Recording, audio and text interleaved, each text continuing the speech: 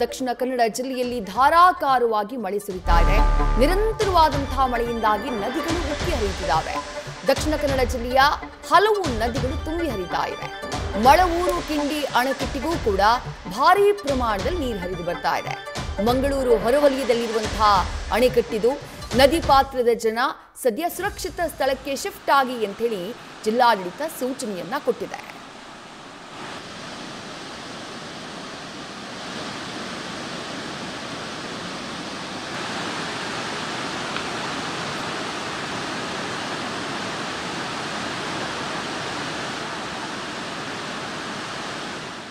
ಮಳವೂರು ಕಿಂಡಿ ಅಣೆಕಟ್ಟು ಭಾಗದಿಂದಾನೇ ನಮ್ಮ ಪ್ರತಿನಿಧಿ ಕಿರಣ್ ಗ್ರೌಂಡ್ ರಿಪೋರ್ಟ್ ನೀಡಿದ್ದಾರೆ. ನೋಡೋಣ ಬನ್ನಿ. ಕರಾವಳಿ ಸೇರಿದಂತೆ ಪಶ್ಚಿಮ ಘಟ್ಟದಲ್ಲಿ ಮಳೆಯ ಆರ್ಭಟ ಹೆಚ್ಚಾಗಿದೆ. ಈ ಹಿನ್ನೆಲೆಯಲ್ಲಿ ಭಾರೀ ಪ್ರಮಾಣದಲ್ಲಿ ನೀರು ಹರಿದು ಬರ್ತಾ ಇದೆ. ಕರಾವಳಿಯ ಎಲ್ಲ ಚಿಕ್ಕ ಪುಟ್ಟ ನದಿಗಳು ಕೂಡ ಉಕ್ಕಿ ಹರಿತಾ ಇದ್ದಾವೆ. ನಾನೀಗ ಮಂಗಳೂರು ಹೊರವಲಯದ ಮರವೂರು ಕಿಂಡಿ ಅಣೆಕಟ್ಟು ಭಾಗದಲ್ಲಿದ್ದೀನಿ. ನೀವು ನೋಡ್ಬೋದು, ಇದು ಫಲ್ಗುಣಿ ನದಿಗೆ ಕಟ್ಟಿದಂತಹ ಕಿಂಡಿ ಅಣೆಕಟ್ಟು. ಯಾವ ಪ್ರಮಾಣದಲ್ಲಿ ನೀರು ಹರಿದು ಬರ್ತಾ ಇದೆ ಅಂತ ನೀವೇ ನೋಡ್ಬೋದು. ಘಟ್ಟ ಪ್ರದೇಶದಲ್ಲಿ ಭಾರೀ ಪ್ರಮಾಣದಲ್ಲಿ ಮಳೆ ಆಗ್ತಾ ಇದೆ. ಈ ಹಿನ್ನೆಲೆಯಲ್ಲಿ ಭಾರೀ ಪ್ರಮಾಣದಲ್ಲಿ ನೀರು ಹರಿದು ಬರ್ತಾ ಇರುವಂಥದ್ದು ದಕ್ಷಿಣ ಕನ್ನಡ ಜಿಲ್ಲೆಯ ನೇತ್ರಾವತಿ, ಹಾಗೆಯೇ ಕುಮಾರಧಾರ, ನಂದಿನಿ, ಫಲ್ಗುಣಿ ಎಲ್ಲ ನದಿಗಳ ನೀರಿನ ಮಟ್ಟ ಹೆಚ್ಚಾಗ್ತಾ ಇದೆ. ಹಾಗೆ ಒಳಹರಿವು ಕೂಡ ಹೆಚ್ಚಾಗ್ತಾ ಇರುವಂಥದ್ದು. ಈ ಹಿನ್ನೆಲೆಯಲ್ಲಿ ನದಿ ಪಾತ್ರದ ಭೂಮಿಗಳಿಗೂ ಕೂಡ ನೀರು ನುಗ್ತಾ ಇದೆ. ಹಾಗೆ ಆ ಭಾಗದಲ್ಲಿರುವಂಥ ಜನರು, ಅಂದರೆ ಜನರ ಮನೆಗಳ ಸುತ್ತ ಕೂಡ ನೀರು ಆವರಿಸ್ತಾ ಇರುವಂಥದ್ದು. ತೋಟಗಳಿಗೆ ನೀರು ನುಗ್ತಾ ಇದೆ.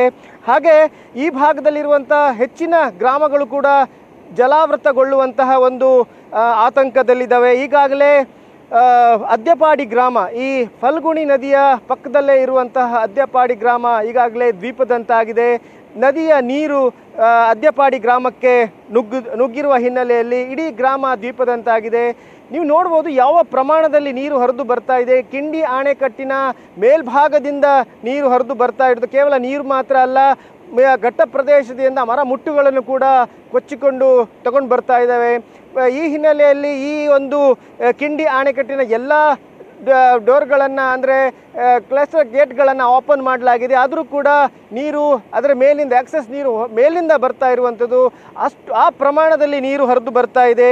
ಈ ಭಾಗದಲ್ಲಿ ಈಗಾಗಲೇ ಜನರಿಗೆ ಎಚ್ಚರಿಕೆಯನ್ನು ನೀಡಲಾಗಿದೆ.